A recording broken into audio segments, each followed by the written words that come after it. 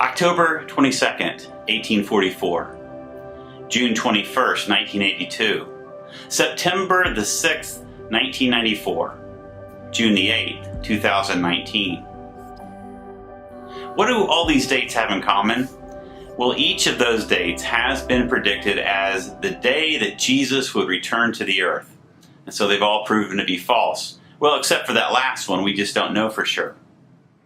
In Matthew 24, the disciples ask a question that every follower of Jesus has asked at one time or another.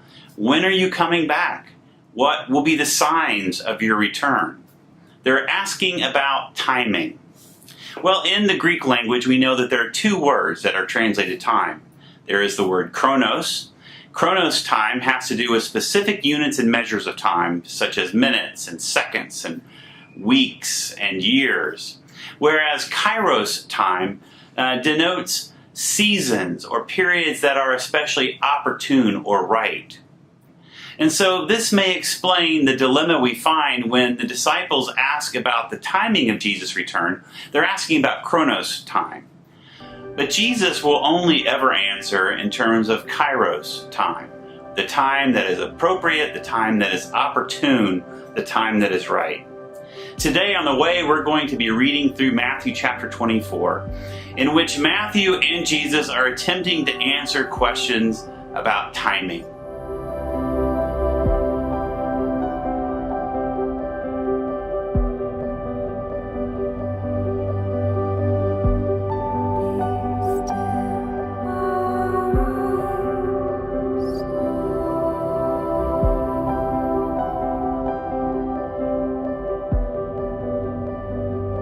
What do we have in chapter 24 is apocalyptic literature, which is a very particular style of writing, a genre that was very popular in the intertestamental period, meaning the time between the end of the writing of the Old Testament and the coming of Jesus.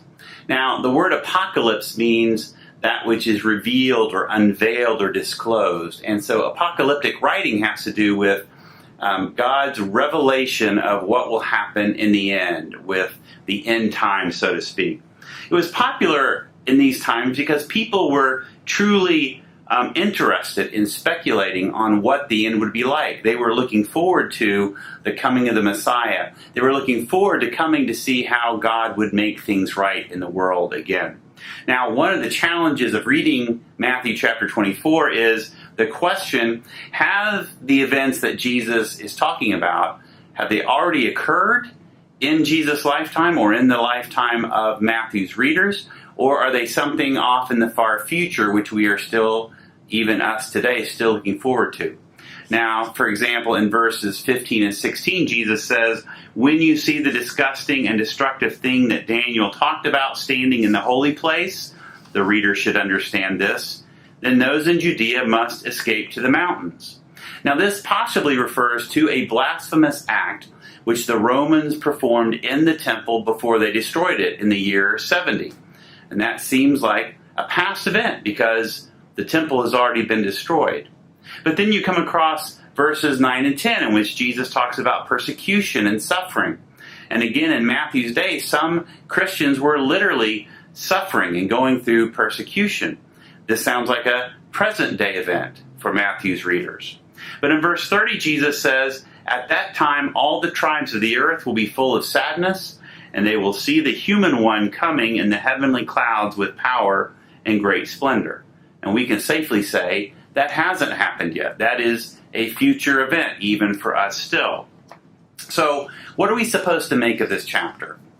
Dr. Wes Allen is going to help us to think this through, and he believes that even though the early Christians expected Jesus to return very soon, that Matthew begins to prepare them and us for a new kind of interpretation, a new way of understanding the end times.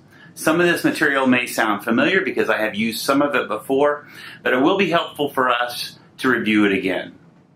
central to the Gospels is the claim that the Son of Man, the Son of the Human One, will return through the clouds in this cosmic sort of surfing down and save the world or redeem history, in a sense. It's a revision of history.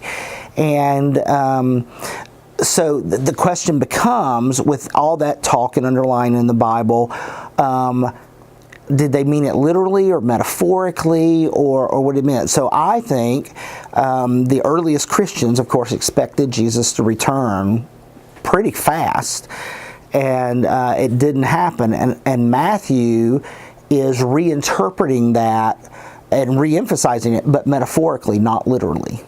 It's very common in Matthew studies to talk about, compared to Mark, Matthew seems to be trying to re-emphasize eschatology for a group of, for his community that sort of let that go away. Jesus hasn't returned, he's emphasizing it. But actually, I think something sort of different's going on. I do think he's re-emphasizing it, but I also think he's radically reinterpreting it. One of the lines that catches me, and he inherited this from Mark, is where he has Jesus say, all this will happen before this generation passes. Well, 50 years in ancient time is a generation has passed.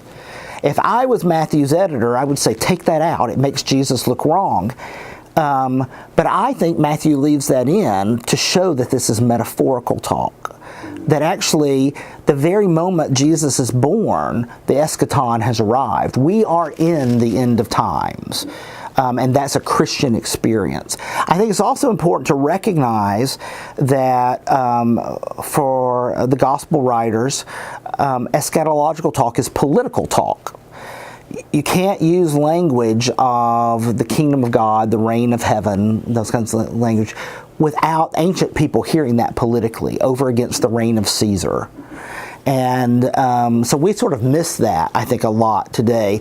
But so it's less about end of time, and it's more about judgment on our lives now, the quality of our existence at the moment.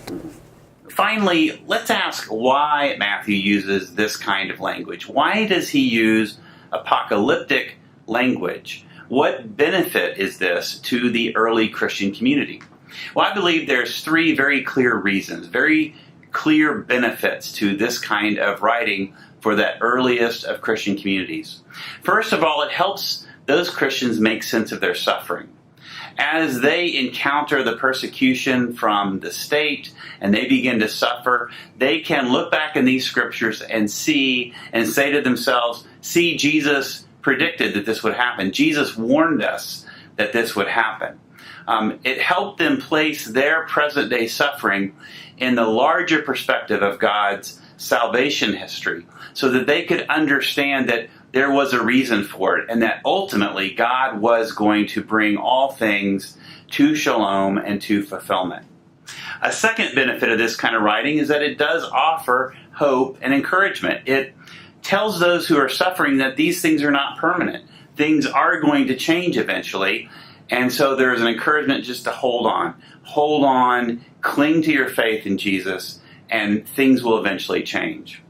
Third, and finally, it also fosters group solidarity. You can understand that to read this kind of material makes you feel like you're part of something greater than yourself. It helps you to see that you're an insider. There is something going on that the rest of the world doesn't really see. You are a part of something grand and something great.